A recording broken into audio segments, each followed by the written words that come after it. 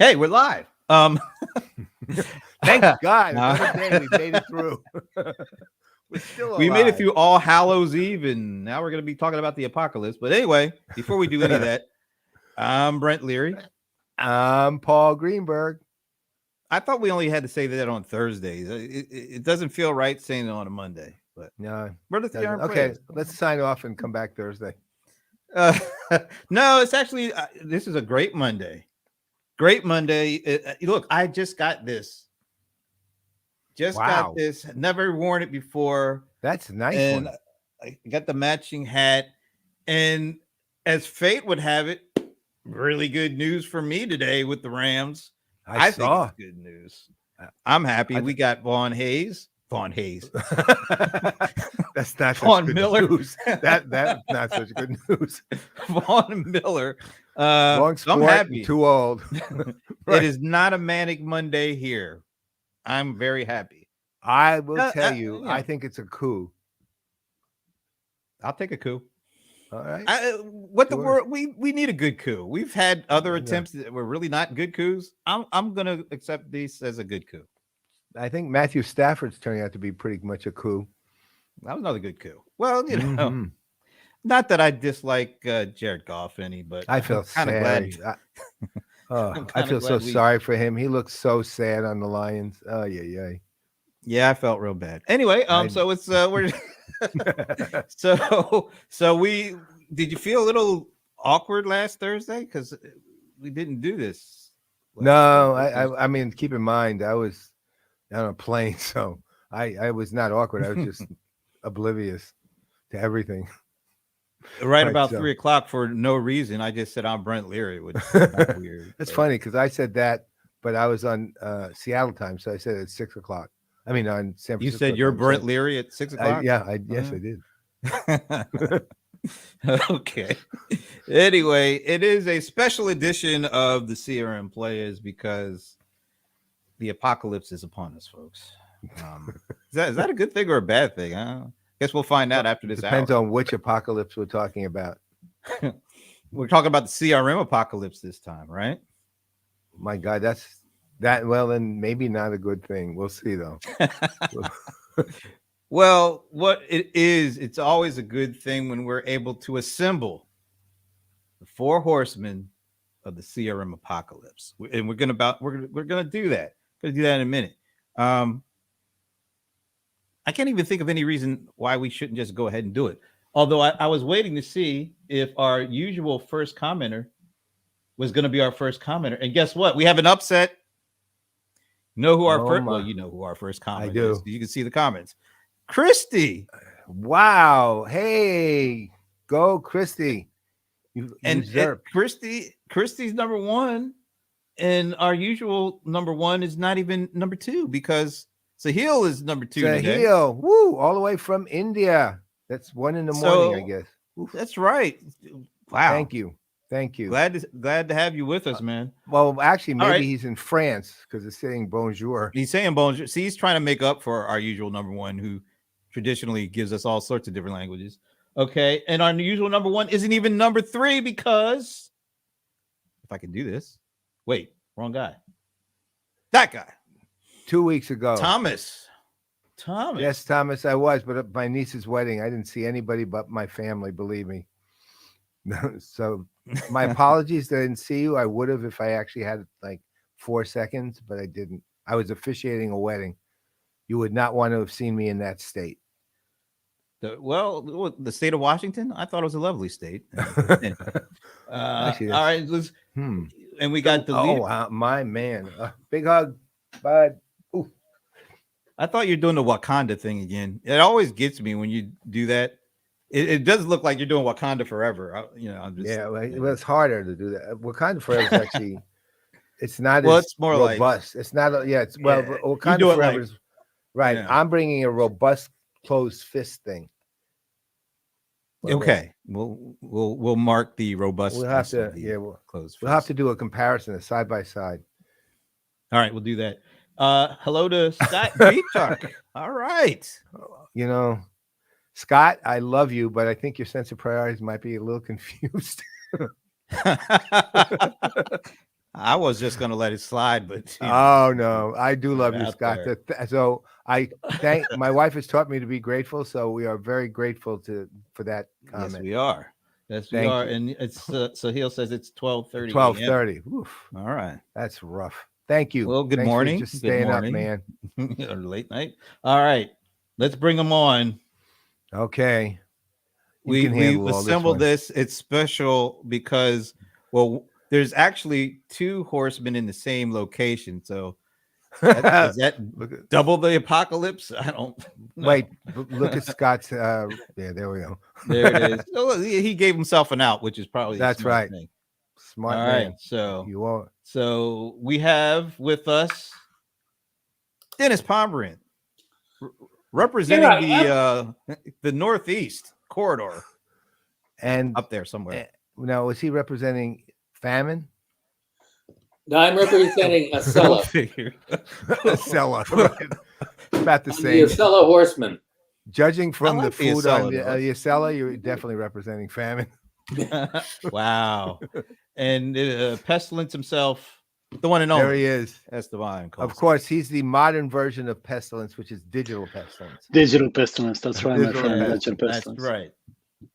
So, hey, but guys, hey, by the way, if you want to put the picture that you use for the tease for this, I'll be glad to let you know which horse is which and what we all represent.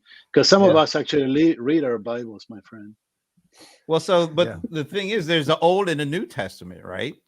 I picked this up.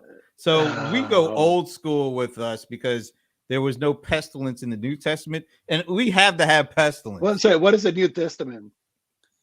Oh, I forgot.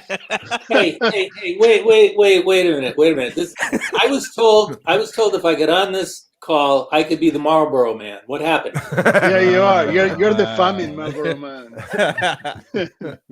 Wait a minute. Sword, famine, wild beast, and pestilence. Yeah, there's actually different names for all this, but the most common acceptable is pestilence. And going from the right on the white to the left is pestilence, war, famine, and death. And it actually is described in the new English version as war. It comes first to kill everybody. Who doesn't get killed by that? I'm sorry. Pestilence comes first with disease. Then war kills the rest. What's left is killed by famine. Except, and this is an interesting part because it's in the Bible. Except that you don't touch oil or wine. Oil and wine are exempt from famine. Okay, so you can drink as much as you want. And then whatever is left, then death comes in a pale horse with Hades on his side to collect all the bodies. Well, that was Clint Eastwood. Remember that? That was a great movie, Pale Rider. No, I'm serious. Please, I was one of my favorite Clint Eastwood westerns, Pale Rider. He was the Pale Rider. You know what? Though you assigned me to be Pale Rider, meaning death.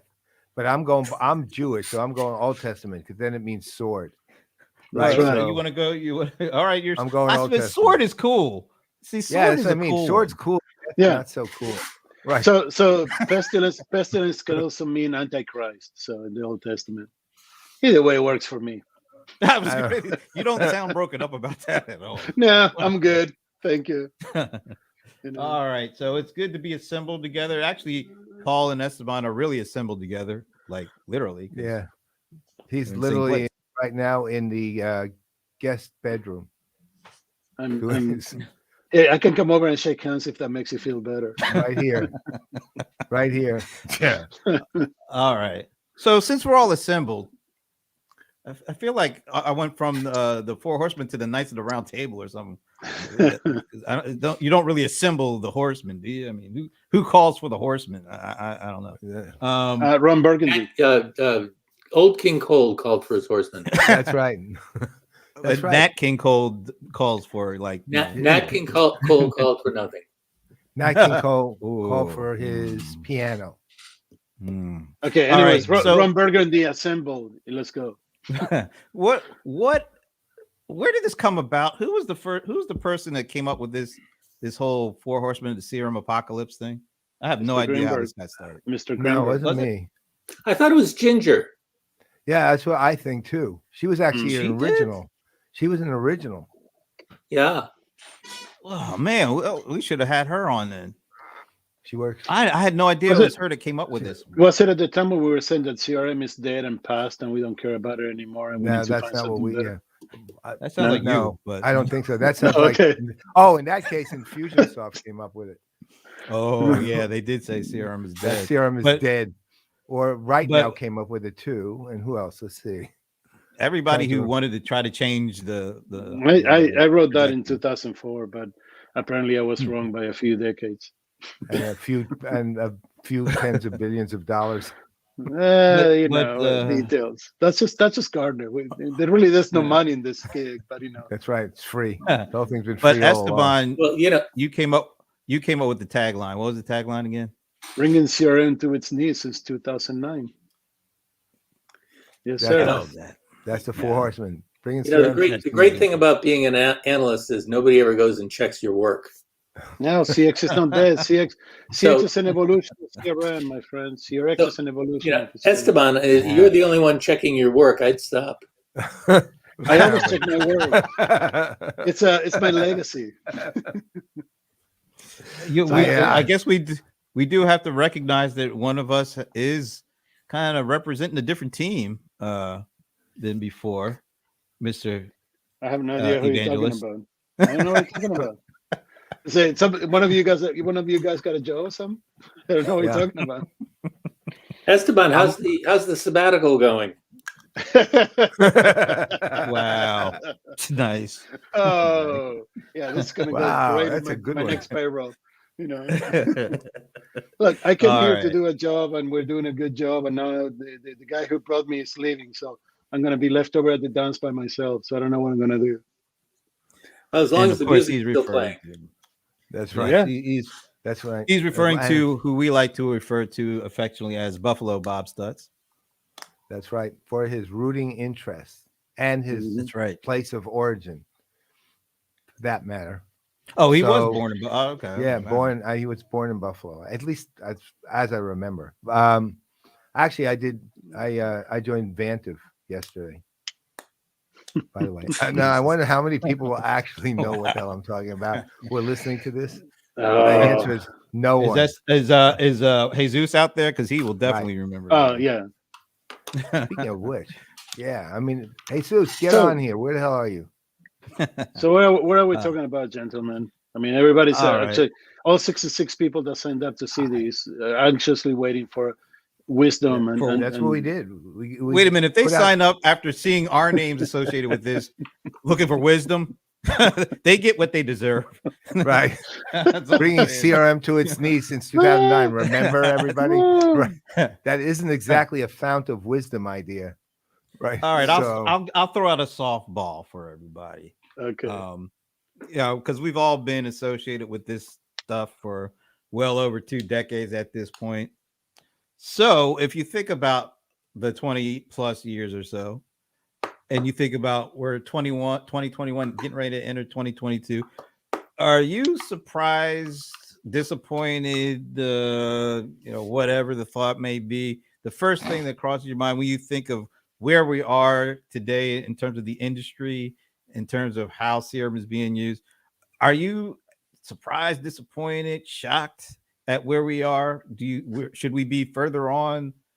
Whoever wants to take that one, let her go and let her rip. I'll start with the word. I knew Pestilence was gonna me do it. too. Exactly what I knew. Well, I want to use the word. I want to give the word that we're all gonna. How about this? Each of us gives a word, and we all get to respond to that. My word is No. flummox. Flummox. You're Flummox. flummoxed. Wow. That's like the Flummox. Conan O'Brien thing. Isn't that? I never. When I started in CRM, I never thought it would go for this long or this big. And I have a really good thing to say there, but that's what she said seems inappropriate at the time, so I won't say it. But I never thought it would go for this long and this or this big. Seriously. Wow. Okay. Yeah, I see where that kicked in. All right. Dude, come Who on. wants to follow You that got- one? You got, hold on. You got McKay's Navy to recover from. So come on. I'm still below that one. Like Old Navy. All right. We'll move on. No, I never Dennis. thought it would be. It would go for this long. I never thought it would get to be such a big market. Seriously. Neither did I.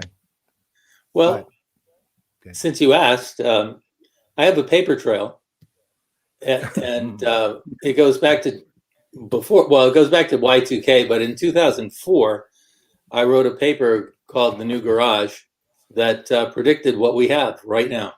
Yep. And wow. my big surprise is that it's taken us as long as it did to get here. That said, the question of where do we go from here is really tantalizing, because I think at minimum we are in the midst of a paradigm shift. Amen. You can elaborate. Paradigm shift. Paradigm shift. What's Yeah. the paradigm that's shifting? Oh well, it's actually not one paradigm. It's where do you work? What do you use to work with? How intelligent are the systems that you work with to support your work and to give you insights that you might not come up with on your own to do your work better? And interlaced with all of that is the big question of whether or not the new generation, because let's face it, we're 20 years old, is whether or not the new generation is going to say, "Oh yes, please help me," or if they're going to say, "I think I'll go open a bait shop in Maui." Wow. Actually, that was Whoa. That's an option? Nobody told me there was an option. That was literally my plan. You need a jump supplier, and you're there.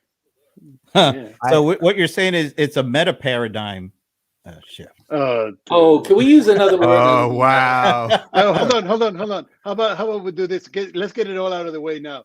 Let's call the next generation of CRM Meta RM. MRM. Metarum. I like. I'm telling you, I am living in. I refuse to live in the metaverse. I am living in DC Comics multiverse before it combined into a single universe. So that means I get to live in alternate universes if I don't happen to like the one I'm in. Simple as that. I like the food here.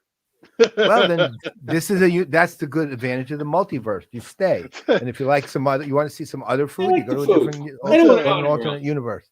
So simple. I mean, I actually tell you, I think I'm happy that CRM is as large and mature a market as it is.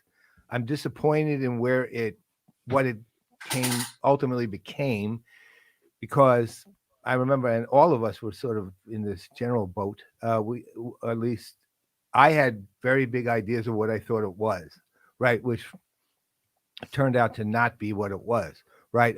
Meaning, remember my original definitions were on a business strategy. It was on philosophy. I mean, when it pretty much looked at the scope of non-system and non-technology aspects to it, and there are a lot of them.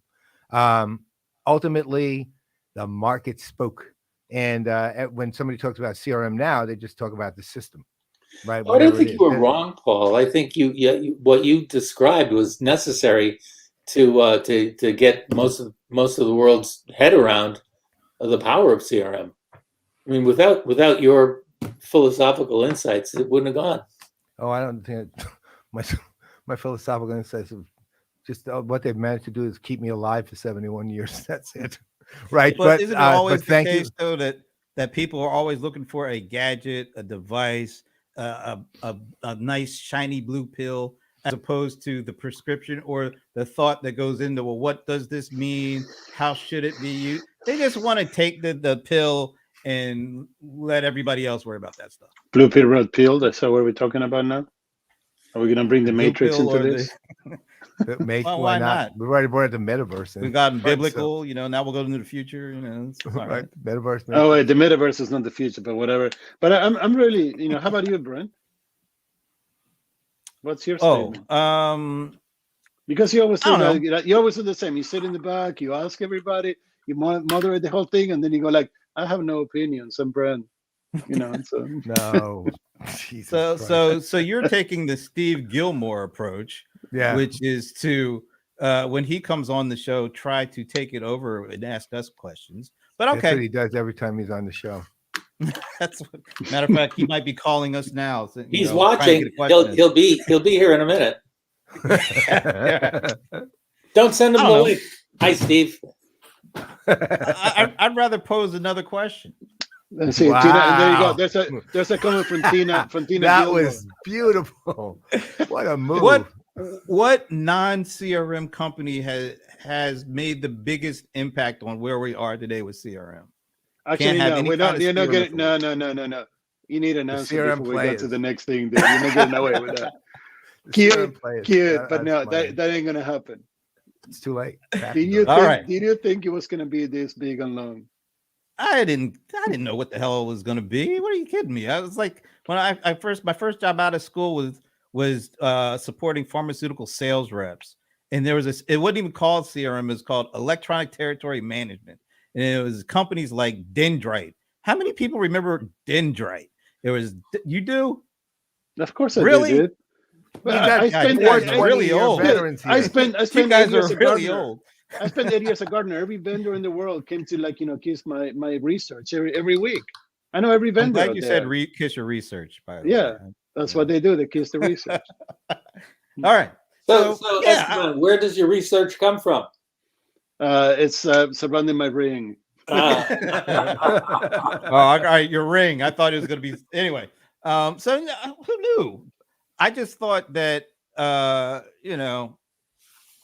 being able to find, catch, and keep good customers should have been a lot easier right from the start, and it's still not easy. And I think it's actually, even though the technology is making things easier to do, keeping and catching and finding good customers doesn't seem to be getting any easier for the most Yep. part. Nice. Okay, so you're actually the bar keeps raising. I have a really curious question, actually, based on what Brent just said. When was the first time each of you guys ran across CRM? The very first time you found it or ran across the idea? Well, okay. I implemented Epiphany, Cana, and Siebel in a joint effort to deliver CRM in 1998, 99, way at the beginning of it. Back then, Was that the Siebel first was time only you even for heard of SFA. CRM at that point?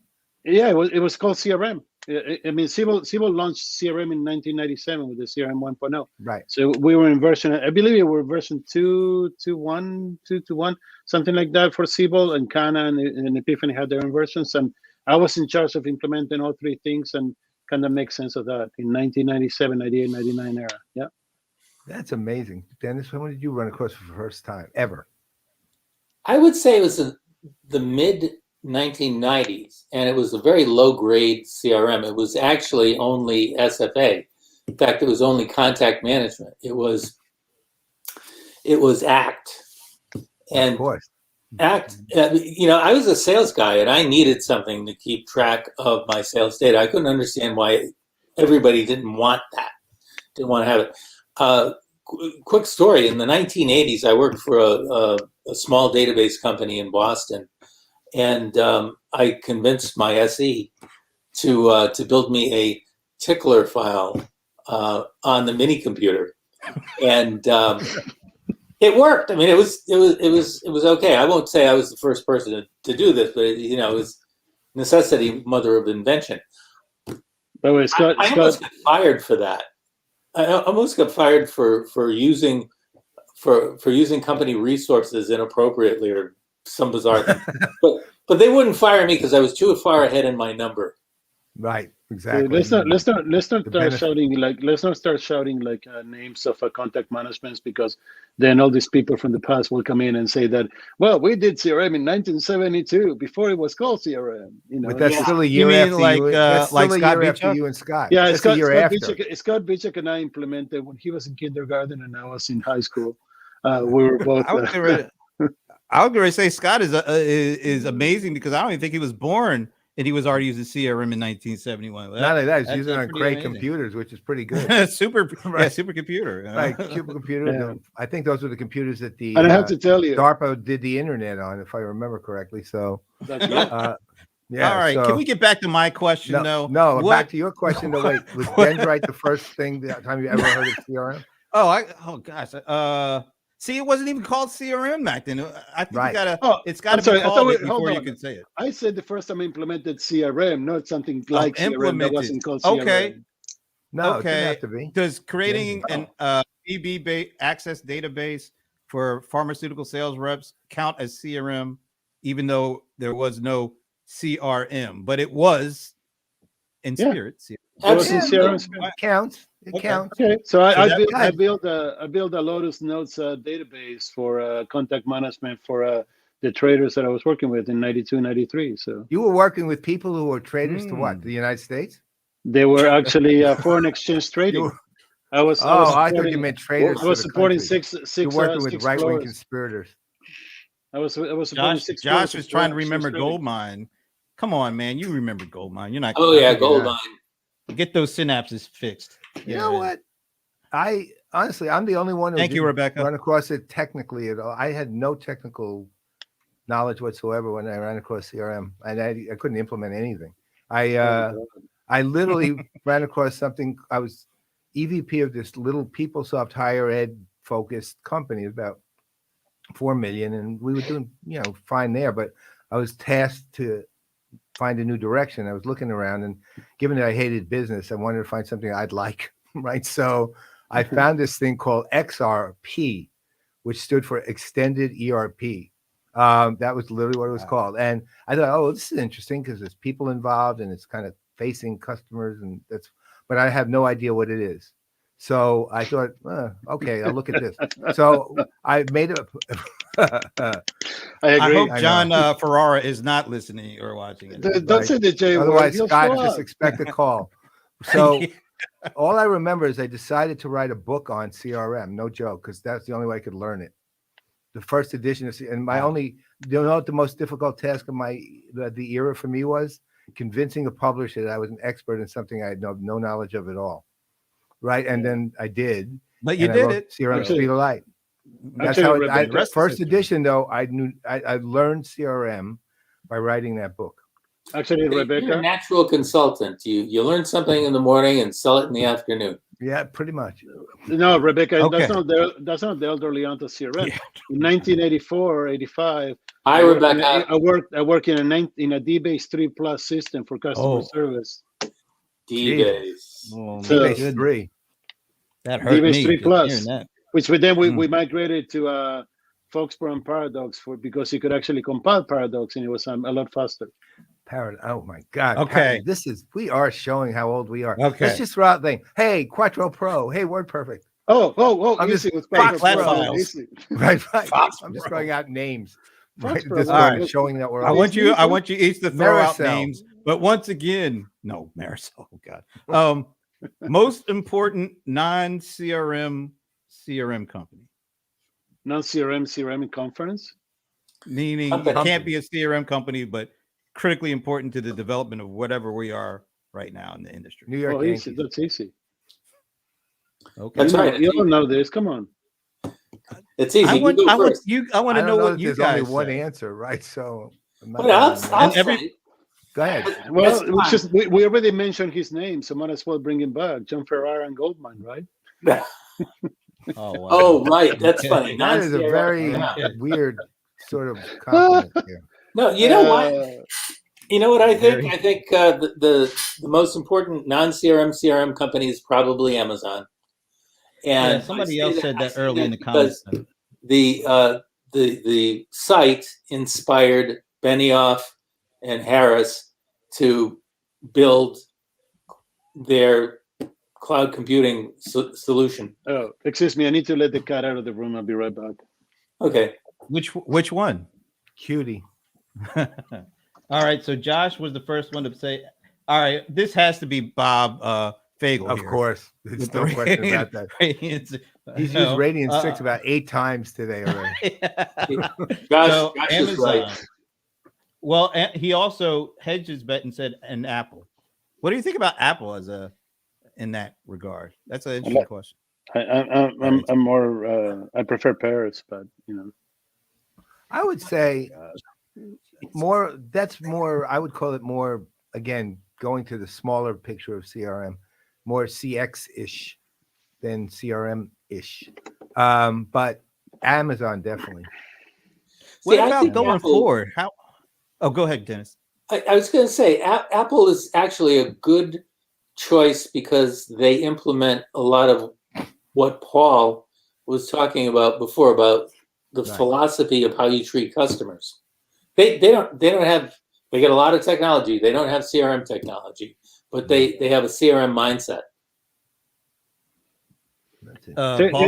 I think that, I mean, both Josh and Paul and Dennis hinted around the concept that Apple is about user experience. It's not about customer tracking or management. It's just about the user experience part, right? And this is what actually is becoming the next generation of CX, is the distinction between the CRM part, which is the operations, the CX, which is the customer sentiment or feeling, and the user experience, which is what we're defining. So, I mean, to answer your question, is that going forward, Apple and Amazon will probably have much higher pressure on what we call CRM and CX today than almost any other company. Right.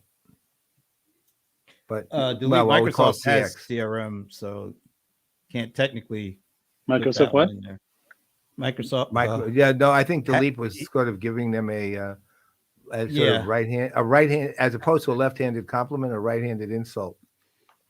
Wow. Okay. Okay. That's a right-handed insult. Oh, since we're moving Rebecca, your uncompelling upgrades. Me and Paul just bought one. They better not be an uncompelling upgrade. It's an expensive uncompelling upgrade. If it is, I will not be happy. You already got your hands on yours, so. It's actually, so far it's worth the upgrade. Let's just say that. This is, I think for those Apple of you who don't know, be MacBook more Pro M1 Max chips. Yeah. Anyway, it's a lot of money spent. Better be good. I think Apple is actually going to be more compelling in the future than it was previously. Look at what they're doing. The privacy thing is really what I'm. The way that they're tweaking privacy and the way that the impact is rifling through all these big companies. What other company can do something like that? I mean, and that's going to that's going to kind of change the way that consumers look at privacy, and I think that has the potential to have a huge impact on customer experience. So I might, Amazon would be my obvious, but I think Apple is one that could be extremely compelling. I only view that from going forward. Again, I don't discount what they've done, but I think, again, it's more on the experiential side, and let's call it the definition of CRM I would have liked to have seen than it is on what CRM is now, right? That's so what is CRM now? Operational technology, basically, right? Basically, that's what it is, and it's not much more than that. But is that all it'll ever be? Is that all it'll ever be? CRM, it's what it was always meant to be, right? I mean, we were aiming for the golden record. Then you got the operational excellence around that, and that's it. But the user experience, the interfaces, the interactions belong to somebody else. The CRM tools today crap when it comes to delivering interactions. I mean, they cannot deliver interactions. They're not designed to. They're really not. They're designed to manage them, but not delivering them. Exactly. Yeah. And again, how the thing evolved. It's not what we wanted, and there were over the years a lot of attempts to go further, and that I actually think this is something I've sort of mulled over for a while. Actually, it would be good to get you guys thinking on this. When I actually think that social CRM was an important gateway, not an important thing, because ultimately that just became what CRM was, but an important gateway to what we're seeing now around CX and so on. It was kind of the equivalent of that happened and that led to, right? But without social, if you think about what social CRM attempted to do from the beginning, it still was in the era where it was a little wider idea of what we wanted, and it was integrating for the first time this kind of, at some scale of bidirectional communication directly into CRM systems, and it was compelling, but it was short-lived, right? But at a certain point, when I say that, meaning there was no ultimate distinction between social CRM and CRM because everybody adopted it, and it didn't need social CRM distinguishable from CRM. It's just what CRM was. But that said, that opened the doors and opened the eyes of a lot of people in terms of we need more than just this, and even just this, meaning social integration into CRM technology. We have to take it further. We have to take it larger. We have to take it over longer time, and we have to also do things, and that was coming around that or the experience economy stuff had already existed, with Joe Pine and James Gilmore, but I think a lot of what happened in CX was sparked by, not necessarily completely driven by, but just sparked by what we saw as a possibility that became limited in social CRM. And it's just I don't have any proof of this. It's just something that I've been thinking about for a while. That's the right. I mean, if you look at it as an evolution, right? Each step in the evolution provides towards the end of it. So, I mean, the social CRM era, the 42 months that it lasted or whatever it was, right? I mean, the social CRM era was an important stepping stone. It was like, hey, we acknowledge that CRM is being left behind by social something, but we don't know what social something is and how do we do it. And then we said, oh, guess what? We weren't all that wrong. CRM continues to be system of record with just more data. So that leads to digital transformation, basically, which is the next stepping stone. And that leads to digital transformation leads to knowing your customers better. And then it's just an evolution from CRM to CX and changing from company management of the customer to customer, demanding and expecting from the company in a better infrastructure, which is what CX became. Well, I will not say that again, by the way. Yeah, Esteban, I think you and Paul are both right. I think the thing you're not saying, maybe either one of you, but it's implied, is that at some point the social CRM vendor had this aha moment where they said, what would really make this good is if we had analytics. We've got the data, and we don't want Facebook managing the data or managing the analytics for us. We don't want anybody doing that. We want to take that aspect in house, and I think that was the big turning point. Yeah, but that also coincided with the evolution of Amazon Web Services and cheap data storage and cheap data management. Plenty of power to manage analytics that was done in house before, and it cost too much, and it was impossible and unruly. So it's all an evolution. It's just like you can look back and see where you stepped along the way, but you couldn't see it as you were stepping that they were going to lead to where we are. Yeah, almost. Gee, we were talking about old things, old technologies. Almost 30 years ago, I worked for an analytics company, and they used multi-dimensional cubes, and they used to have to set the thing up to run overnight so that you could use the cube to do what we do today. Like Cognos. As a matter of fact, Cognos was in there. Right. There's a part of Cambridge, Massachusetts that it was Kendall Square that was known as AI Alley, and there were a couple of companies, more than one, in there like that were doing that kind of thing. I'm sorry, Rebecca. I wasn't volunteer. It was given unwillingly, but willingly, which means I wanted to play Angry Birds, so I had to give you the data that I don't want to give to anybody else. And then we lost track of that. Well, we got a couple of questions. Some of the data they didn't think of as data. They just, it was part of their experience. It was part of their activity, and it became useful by analytics engines to understand who the customer was and what they were. Help me out. You guys are smarter than I am by miles. So help me out here. How does it help? Wait. You measure intelligence by miles? Yes, I do. That's proving his point. In my case, it's a lot easier that way. In my case, it's a lot easier that way. But help me understand, and we'll get to that in a second real because it's kind of like the segue into that, right?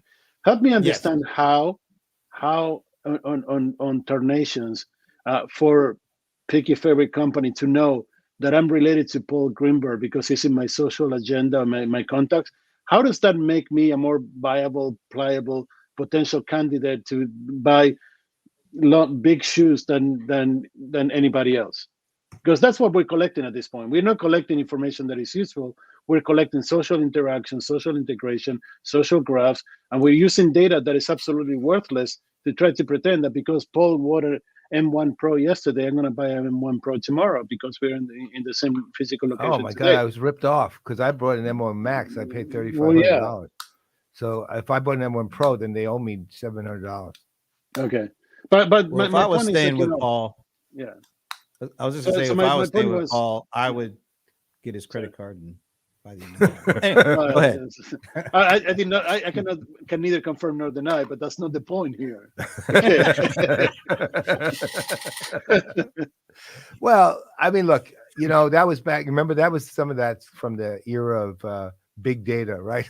Where big data was, wow, well, big data was just volume and velocity, really. And look back viscosity on volume, right. Viscosity, volume, and velocity. I mean, whatever that was. Right. And I remember Michael Wu used to travel, and he said, "Look, big data is just data." He said, what we need is, he used to call it small insights, meaning we need highly focused.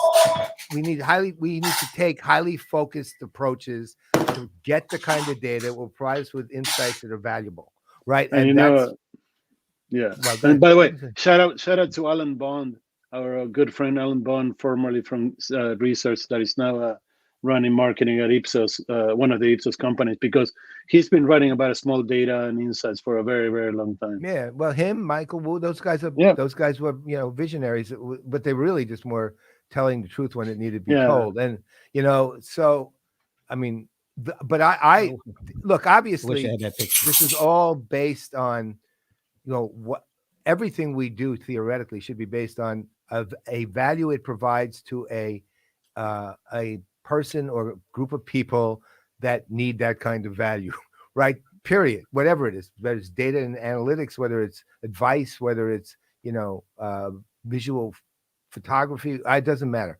There should be value associated with something. A lot of the crap that's out there is what Esteban and I were talking a little bit about this yesterday. We're talking about the interactions thing, and there's this example that always strikes home with me when you watch a speech, on some event, and there's 700 comments in the chat window, and somebody says, "How do we do?" And someone goes, "It's 700 comments." And they go, "Oh, that's amazing! We killed it!" And then you read the comments. 678 are hi from Singapore, hi from Toledo, hi from Havana. Hi, hi from a small boat leaving Havana. Right? I mean, it's like they're just like. And the remaining 5 are, "Joe, I didn't know you were here." He said, "Yeah, let's get a drink later." And then you get a moderator. Somebody actually raises a question related to the speech, and the speech is, on, I don't know, customer engagement analytics. And somebody says, "Well, given this model and this model, question on customer engagement analytics," and the moderator says, "Oh, we have a track session on that tomorrow at 2. You should go there." Meaning they don't even encourage the conversation. They just stop like traffic cops. So basically what you have is 800 useless comments, right? That mean absolutely nothing unless you're looking for pure geographical data, right? So, that's what I'm saying. This isn't quantity anymore. We're looking at the quality of the data and how we can apply it in a useful way. And and that goes well with the question that Neil was asking too, right? I mean, this is exactly what it is, because when does it jump the shark? It already jumped the shark. We're trying to actually get it to go back over the shark and go back to not jumping the shark, right? We're trying to get it go back to it's not about the quantity of data that you collect and how much you have, but getting the right data, the small data, the insights into the right place. And that's the value and the goal of CX. It's not to have more data. It's not to have a customer 360, but it's to have the right data in the right place at the right time to create a good decision, a good insight, and then act on that, right? Yeah, so, I mean, the jump has been shark twice, in my opinion. So, Dennis, what about Thomas's question?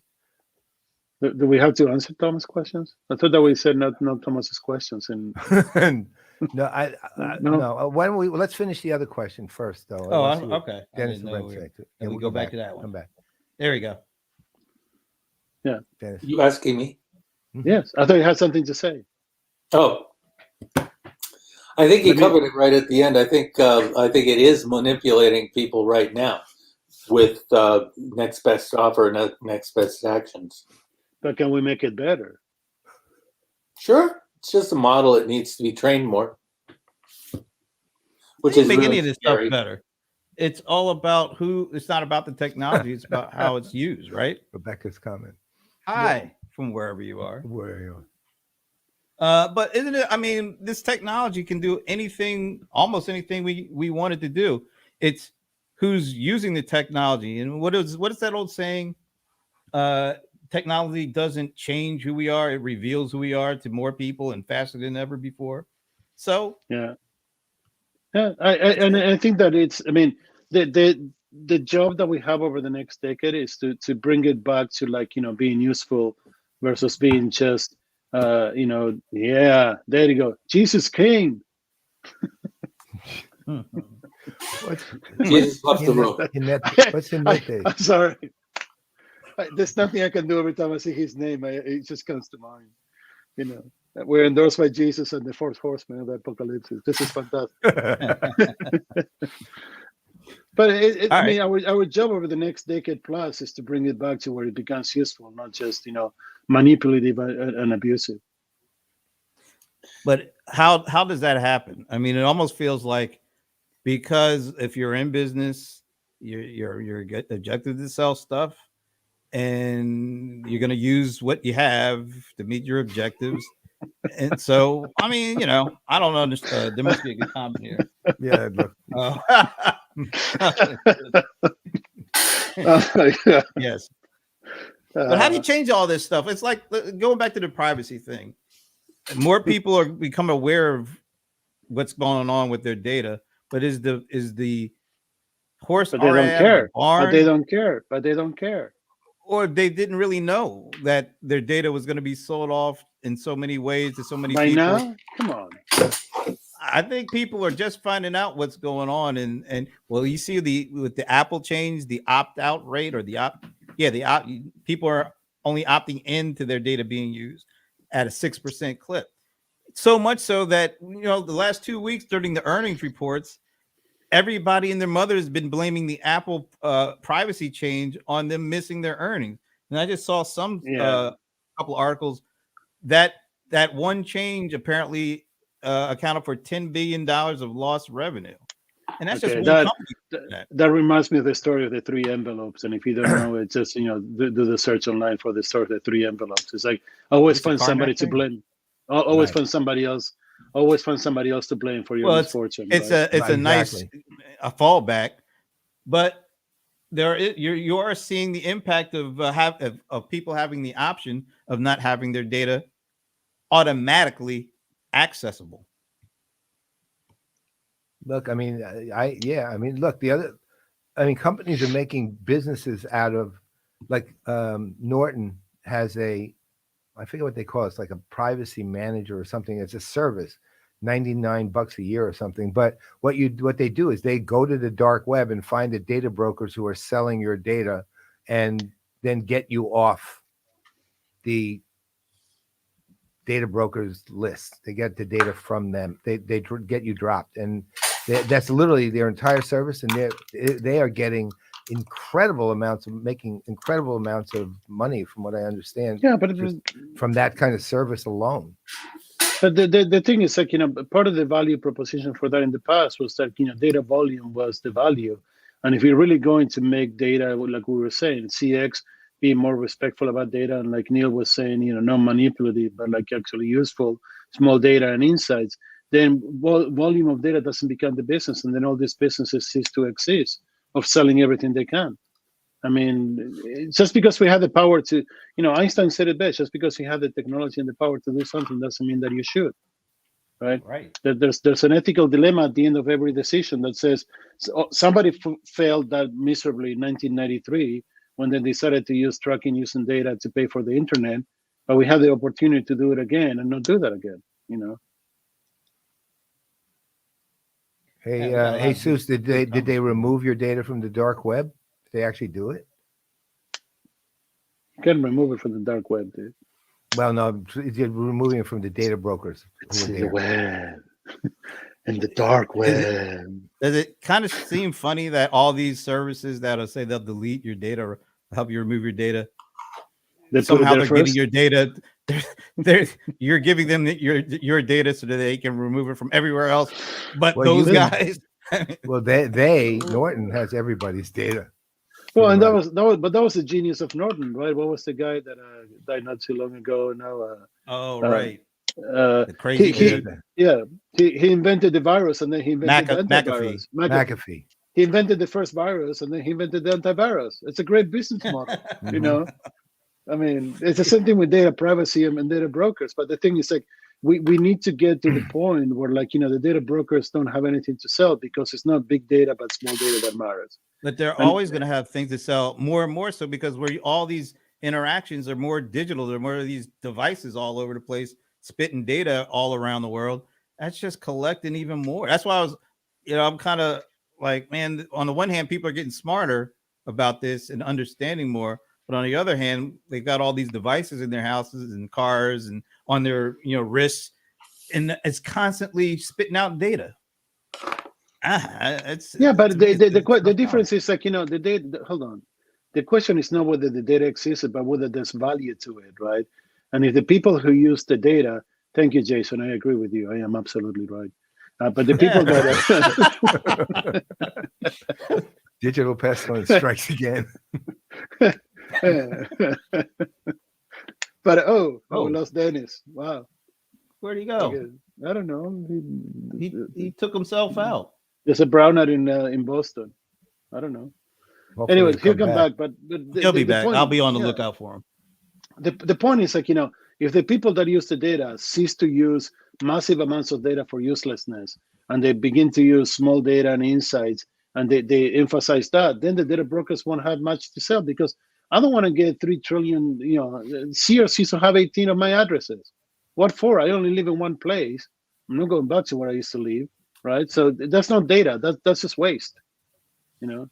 It's the promise of turning that data into attention to get these people's attention, and then turning that into money. It's like, I keep saying this. It's you could teach you could give a man a fish and he can fish or eat for a day. If you teach him how to fish, if you teach him how to fish, then he can live forever or whatever. It's the same with this data stuff. People would rather be given data at this point than money, because they could go out and spend the money once, but they could use that data over and over again to make more money. Oh my God, Sven showed up. Thank you, Sven, for showing where up. the heck have you Where been? the hell, man? Dude, come on. Sven's bookending the show.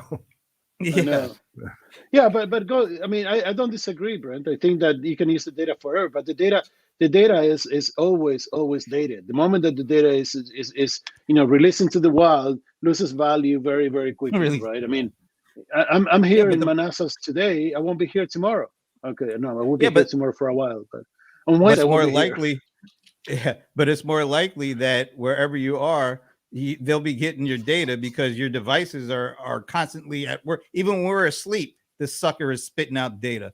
So it's like a constant flow of always up-to-date data that they can use, or they can market to say, hey, so then, if you want to catch up with these folks, you're gonna want to give us money, so because we'll keep I'll do an experiment. I'll leave all my devices here. Paul will ship them over on Friday. Paul will ship them over on Friday. I keep them there for 2 days, and I ship them back on Monday, and then we go back and forth and see what they do. Leave your phone there. Which one? Oh, you got a burner phone? Dude, Tinder. What do you want me to do? All right. What time is it? Are we? Oh man, this is really flown. See, Jason said exactly what I was gonna say. You teach a man to fish, and he lived forever until he figures there's too much mercury in the fish. then he goes vegan. Pestilence is in the house, man. So, Dennis, what do you think of this? I think too much fish will make you smelly. Wow, that's the most profound statement of this entire time. Good point. I think all that fish should go into a different metaverse. Yeah, I like the food. Remember, I said I like the food here. That's what? I gotta agree with Bob. We're not people to most of these companies. We're just data. That's all they're really interested in us. Do you want me, or do you want my data and my money? Well, they also want to know your sleep length. That's it. Right. So that's data too. That's data. Everything is data. Some we have one or two, but we don't count them. We use them for Jewish wedding ceremonies in place of a glass. Yeah, that's what it is. Let's do that. Yeah, that's good. That's how you All get right. rid of How a do we- burner phone. What's the proper question to end this on? Well, I'm open to suggestions. Braves or Astros? I mean, does anybody outside of Atlanta and Houston really care? I only care at the Astros. Does lose. anybody in Atlanta or Houston really care? It's a better Oh question. yeah. Look, we haven't had a world champ since 1995. We care, Yeah. damn it. So Yeah, It was okay with actually interesting. There was a couple on TV yesterday with a son that said we were here in '91, only younger and thinner, right? And the gentleman actually had an oxygen canister and a cannula coming out of his nose, and I'm going like, that's how long it goes between wins. I mean, you actually go from being alive to almost being dead, and just went to see it one more time. Jeez. All right. got a lot See of that? Braves fans. Yeah. But I'm this is definitely a Braves fan this week. Go National League. Yeah, right. I'm with that. Baseball. 100%. Oh, wait a Braves. minute. Somebody. Oh, Houston. No, or no, Cheetah. that's not actually. I think Houston I plus called- Cheetah. I think I called Houston the dog ass Astros the other day. The That's dog right. ass You stuff. did. You It was did, on the you did, Gilmore and then Gang. On the actually, I Gilmore saw that. Gang. On the I saw Gilmore that. Gang, you did. I And saw my it. question back was, I have never heard that term used before. Oh, that's a Dog ass. good term. It's a great term. That's I've never heard it before. I think Oh, you should come up to Boston. I'll teach you how to swear. You know what we can do? We can build. We can Wicked. make With some an accent. banners. Wicked fast. Dog With an ass. accent. So do we call them the dog ass Astros, or do we call them the dog Astros? Ooh, that's good. No, I want to make sure there's no ambiguity. No. I want Okay, dog ass then dog ass Astros. Okay. Oh, Yeah. our buddy Anand does have an interesting question. What's the glass half full, no poison, about CRM CX future? Oh, all right. Why don't we all take a swing at that one? Who wants to go first? I'm actually strictly prohibited by contract to express an opinion in this question. Oh, that's right. I forgot. I forgot. You got a day job. Well, Yeah. day, night, weekends, Yeah, right. I remember in my old consulting days, we used to talk about SSS time, Saturday, Wait a Sunday, and minute. sleep time. Well, SSS time is, yeah. So Esteban, have you since you've had that role, have you ever said something on any one of these kind of situations that you just thought was you never thought anything, No. you just said it, and then it was like somehow quoted in an article, SAP exec said, I'm actually, so just so you know, first of all, we receive training on how to do the media, but more important than that, I am very careful because I really do appreciate the job that I'm doing. I think we're making some really good progress, and in 65 or 70 years, you'll see the results. I'm not going to say anything on that. All right, so who wants to? The place to is answer? glacial. Who wants to answer Anand's question? Whoa. Anybody other than Pestilence want to take a shot at it, or? I could offer an opinion. I think CRM is at a high watermark at this point. I think as I've looked at the K-waves of the modern era since the Industrial Revolution, I think we're at a point where just as textiles and railroads kind of ran the economy for a long time, tech in general, IT, has sort of filled that niche for the last 50 years. And I think it's going to remain important, but I think it's also going to recede into the background. There's something else that's coming that's going to take center stage. I suspect, frankly, and none of you will be surprised at this. I think that next thing is sustainability. What? Wait a minute, Dennis, you're expected hearing saying that from you. sustainability? What? No, not from you. There Read my should be a book. software. There should be a large software vendor messaging on sustainability right about now. None of them are getting it right. I mean, Salesforce is trying real hard, and I don't want to denigrate them, but nobody's getting the sustainability message right. Not even the guys in Scotland this week. Well, we're not going to go there, but yeah, in the COP26. Oh, thanks, Rebecca. High water, floods, and the horsemen. There we are. There you go. So, for me, I'm pretty much framing the entirety of everything around the generational shift that's going on in terms of this power and decision making and buying, and that. So it all goes to that for me. So that said, things like CX become a matter of, and the other thing I don't do is ignore customer engagement as part of all this, right? Which are still distinguishable from CX, and consequently, if you're looking at the 36% of the workforce who are now millennials or the buying power of Gen Zers, they are let's say they are, for good and bad reasons, and no point in getting into that, but for good and bad reasons, they are a more participatory, they have more interest in participating in things than baby boomers and Gen X did. And I mean, like, injecting themselves in these things. And so,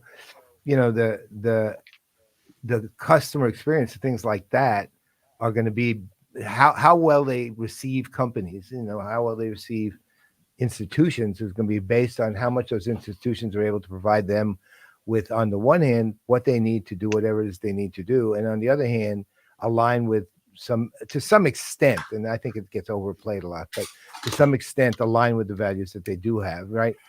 Some companies are very good at externalizing that, like Salesforce, knows how to do it from that. Some companies don't do that and don't bother. Some companies have very strong service approaches, like Sandvik, which is mining and manufacturing equipment and devices, and they, for the standpoint of what you were talking about with sustainability and the like, they more operate from the standpoint of global standards, that are out there, but they don't encourage participation particularly. They just encourage, visibility and allow you to look, but they don't necessarily bring in. So I think all of those things are where the trends are toward encouraging participation. If you're smart, I mean, I'm not saying companies are going to be that smart. If you're smart or participating more, but the question, what's the word? That would change. That would change the way we consume, because then we won't be consumers or customers anymore. We'll just be, integral parts of some sort of some ecosystem where, like, we just micro consume and micro engage and micro do everything, and like there's no more point in actually targeting consumption when consumption is inherent or implicit into the model. I have no complaints about that changing. I have no complaints about that changing. I'm just saying that's a completely different model than what we're talking about. I mean, when you're talking about, you're talking way into the future versus like the next. I'm not talking that far, but here's the thing. At the end, we're gonna say a quick goodbye to Dennis because he's got to roll. Okay. You know what? I got a reprieve. I got 10 minutes. Go ahead. Okay. Oh, okay. Well, cool. this is literally the last part of what I was going to say, which is, in the end, every generation ends up like its parents, and I'll leave it like that. So it doesn't matter. Right. You mean we all get progressive insurance? Yes. Wow. And we all are on at a certain time. We all go on Medicare, and we still use paper tickets when we go there. Anyway, right? Yeah. I'm going to keep mine real simple and all that. I think the glass half full around CX is customers are going to have a little bit more say, a little bit more power, because they're getting smarter and they're understanding all the stuff that went on before, and I don't think they're going to stand for it. So they're going to force the hands of vendors to play more by the rules they want. I'm not going to say all the way, because that'll never happen, because too much money at stake. The vendors will never let them have all the power. But I think because some of the ugliness is being brought to the light, and they will have a little bit more say, because the technology is more accessible and easier and more switchable. I think you're going to see some better outcomes from CX that are going to be more aimed towards the benefit of the actual consumer, as opposed to the last couple of decades where it was all about who controlled the tech, and that was the vendors, and they were able to kind of force their hand a lot more than they're going to be able to, I don't know, over the next several years or so.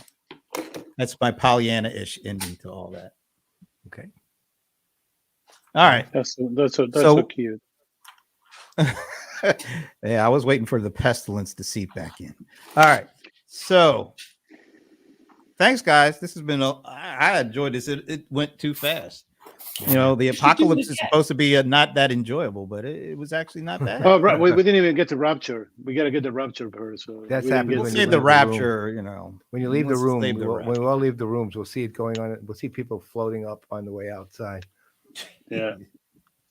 I think that we're I mean, we are at a transition point. I don't know if it's a paradigm shift, but there's a lot of paradigm shift, and most people don't like to talk about that. But I think we're at a transition point, and what's going to happen is going to be an evolution more closely aligned with the real needs and desires of the customer versus the company over the next decade or two. So, yeah, I mean, the last paradigm shift caused us to get deeply into services, and the pandemic showed us that having one place on the planet that actually makes things is not a great way to go. So it's quite possible we could be seeing a shift back to products. Or manufacturing in a distributed geographical locations. I predicted last year that there's going to be an AMS to go along with the AWS.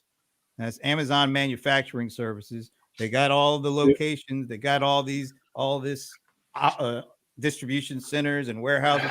Put some manufacturing capabilities in there, and it automatically becomes spread out.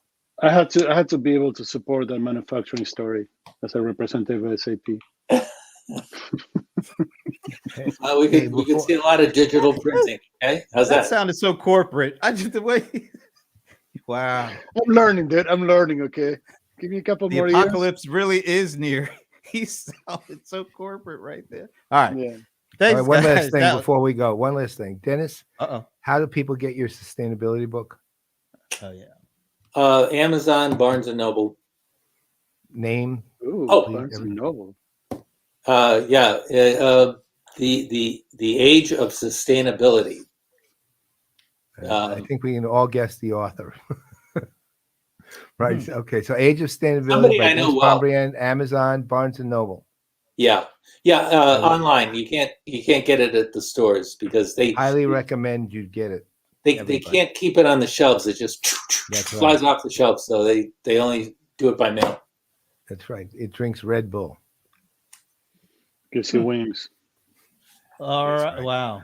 The lack of cobalt. Hey, by the way, I'm thinking about going back to being a COBOL programmer. I did the numbers, and they're making a killing, aren't they? They're making it. They're actually, some of them are making $800 an hour for like the maintenance of code that I wrote. So might as well I go back to. Might as well go back and support it. Yeah, they are. Like, wait a minute, Esteban wrote this? Oh hell no! This is add another 200 on that. That's right. They all live in Florida, and they only work 3 days a week. My documentation is like, is perfect. So. All right. Well, before we use up all robots. of Dennis's, I mean, workforce. We have robots. We don't want to use up all of Dennis's extra 10 minutes that he was given. So. Yeah, we're on minute 11. Jesus, Visual COBOL by Microsoft. Oh boy, we'll leave it at that. Oh man! All right, we got to leave it at that. All right, folks. Well, thank you for hanging out with us as we. What would you call what we just did? Just talk. We wasted everybody's hour. No, we laid waste. No, we're the Four Horsemen of the Apocalypse. We laid waste to everyone's hour. We laid waste to everyone's hour. See, that should have been a tag. We've been laying waste to CRM since 2009. I like that a lot better.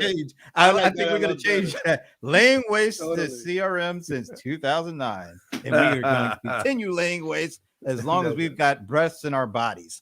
Yeah, which hopefully it'll be longer. We should have an IPO. That's right. Well, we should actually, you know what? We should put a spot for the Four Horsemen. All right, we're gonna stop. I think we better get out of Yes, here. even the dog is like, all right, we gotta go. That's right. He's had it. He's had it. Oh my The dog's God. going, Dad, you have a call. You should go take a And call. speaking of You set him up for dogs, Okay. that means Oh my we're ready to God. go. There Love you you go. guys. There is- Love you you. too. Love Big you all. hugs, See ya. everybody.